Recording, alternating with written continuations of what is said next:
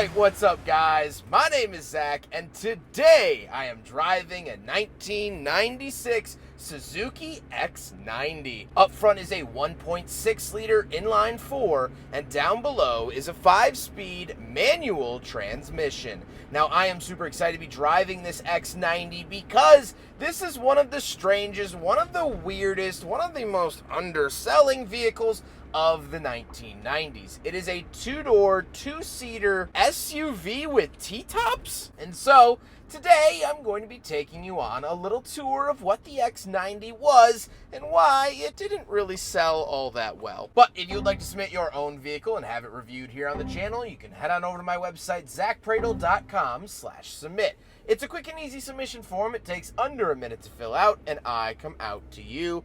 And if you'd like to see all my videos weeks or sometimes months in advance, you can head on over to my Patreon for only $5 a month. But let's get back to that 1.6 liter inline 4. Well, that's the only engine that this vehicle came with. It was only sold for a very, very short amount of time, so it didn't really even have the lifespan to have other engines or options or things like that. So the 1.6 was all you got, and as you'll notice, it is mounted in a rear-wheel drive format, longitudinally. So you could get these in rear-wheel drive, although this is a four-wheel drive version, you could find them in rear. Like I said, paired to it is a 5-speed manual transmission. While the bushings are kind of sloppy, and that is a common issue with these X90s, you could tell that back in the day it was very sturdy and very notchy and a very good feeling. Kind of like when you see a lumberjack even after they've retired, you can see those big forearms. That's how I feel about this. Yeah, the bushings currently aren't wonderful, but you can tell their heritage that they were. Last but not least, as I mentioned, this is the four-wheel drive X90, but you could find them in rear wheel. How does it feel to drive the Suzuki X90? It's a very interesting experience. It does drive like a lot of Japanese cars of the era. Good shifter, buzzy little 4-cylinder, 16-valve engine, that sort of thing. However, you do have a lot higher of center of gravity. You're a lot shorter and stubbier than a lot of cars of the era, and so it's this weird dichotomy of, yeah, like SUV ground clearance, but economy car handling. It's very interesting. However, I do like the experience. Visibility is good. You do have pretty thin A-pillars, which were typical for the era, and you're not going to go anywhere fast. This is not a speed demon. This is not for setting down lap times. This is for cruising down to the beach on a Saturday afternoon, and that's what it's good at. With that stuff out of the way, let's talk about the interior. Well, in front of me, I have 4 gauges. Off to the left is my fuel and speedometer, and off to the right is my tachometer and coolant temperature. The steering wheel just has horn buttons and an airbag, although it does have a passenger airbag as well. 96 was that era where they started to do dual airbags. Off to the left, we do have a climate vent, rear defrost, gauge dimmer switch, and a little switch that I have no idea what it does. And moving on to the door, we have our lock and unlock and power windows, as well as this really fun, really funky 90s pattern. I absolutely love seeing this in cars, and the Suzuki X90 is no different. Moving into the center, we get 2 climate vents and our climate controls. This was a factory AC vehicle. However, I'm not sure if it's working here today, but luckily enough, it is cooled off here in Wisconsin enough for me to not need it. We have an aftermarket radio, ashtray, and cigarette lighter, and off to the left, we do have our cruise control button. Very nice to see. Moving back into the center, we do have the manual transmission shifter. This is very economy, very cheap feeling shifter. Nothing cool or interesting about it, but it works, and that's all I can ask. But then we have our transfer case. So we do get 2 high, 4 high, and 4 low. You get this awesome diagram on how to shift it off to the left. Love seeing stuff like this. And it is nice that this is a little 4-wheel drive, truggy little thing. That's very fun. We do have cup holders around the back, so we'll do a big friggin' bottle test, and it fails. Pretty much everything from the 90s does, but cool that it got cup holders nevertheless.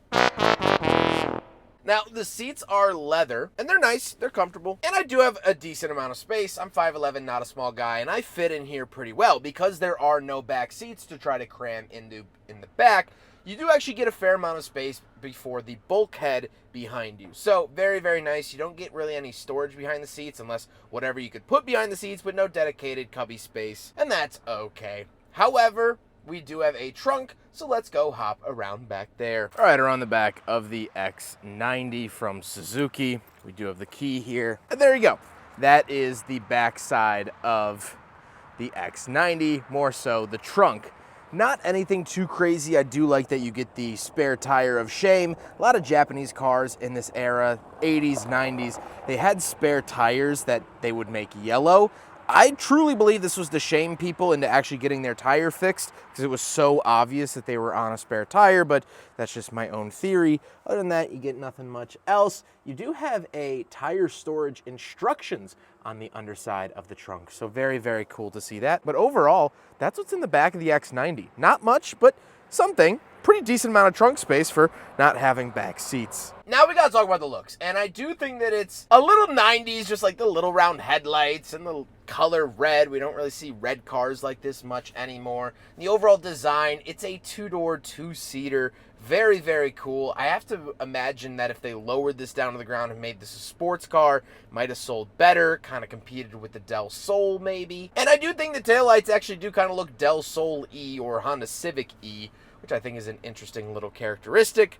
But overall, it's just cool to see one of these. I don't see these on the road nearly ever. They only made about 7,000 of them worldwide, and I believe just under 3,000 came to the US. So it's a pretty rare sight to see here in 2025, so I always welcome vehicles like that. With that being said, let's get on to my final thoughts. What do I think driving a Suzuki X-90? Well, this is a really, really fun, really interesting experience. This car is honestly great. I like the ground clearance, I like the buzzy little engine, I like the stick shift, I like that it's four-wheel drive, and of course, how can you not mention the T-tops? This is a car with T-tops, and I love to see that. T-tops are some of my favorite features in cars. So if everything in here is green lights, then why were there so few of them? Why wasn't one of these in every American's driveway? Well, there's two main reasons. First of all, we did get a vehicle similar to this called the Suzuki Samurai.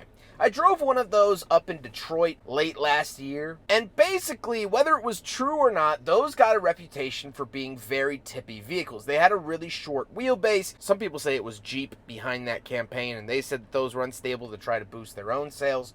Whatever the case may be, the Samurai had a reputation for being an unstable, tippable vehicle. And so this looks a lot like a Samurai and was made by the same company. And so this kind of carried that reputation as well. People thought that these were tippy and unsafe. But the other reason that these didn't sell well is that they're not really for anyone. If you wanted a convertible, you got the Miata. If you wanted an off-road vehicle, you'd buy a 4Runner. If you wanted a convertible off-roader, you bought a Jeep. If you wanted a coupe, I mean, there's so many coupe options from the 90s. There wasn't one target demo for this car. They kind of tried to hit it all, and in that pursuit of being the master of everything, they ended up being the master of none. Yes, it's cool, quirky, and weird here in 2025, but showing up to a showroom on a Saturday trying to pick this against three other cars, this oftentimes lost out because it didn't excel in any of those ways. If you wanted a small SUV, why wouldn't you just go buy a RAV4? It's going to have more seating. So it was for no one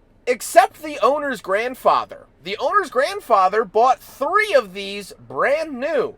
One for himself, one for his wife, and one for his son. And this red one isn't one of those three that he originally bought. He bought this for his grandson. So now the grandfather has purchased at least 4 X-90s in his life. He loves them.